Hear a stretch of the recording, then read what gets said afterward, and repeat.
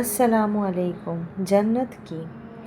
জান্নাত হচ্ছে সেই জায়গা যেখানে তোমার হৃদয়ের প্রতিটা আঘাতের শান্তি অপেক্ষা করছে। যে চোখ আজ কাঁদে সেই চোখই একদিন জান্নাতে হাসবে। যে দুঃখ তুমি লুকিয়ে রাখো আল্লাহ তা দেখেন, তার বিনিময়ে আরও সুন্দর কিছু প্রস্তুত করেছেন। জান্নাত শুধু ফল ফুলের দেশ নয়, এটা শান্তির এমন এক ছায়া যেখানে ব্যথা বলে কোনো শব্দ নেই। এ দুনিয়ার ক্লান্তি, অবহেলা, অন্যায় সব কিছুর শেষ পুরস্কার সেখানে। তুমি যে সৎ কাজটা নীরবে করেছিলে তার আলো একদিন জান্নাতে তোমাকে ছিনিয়ে নেবে।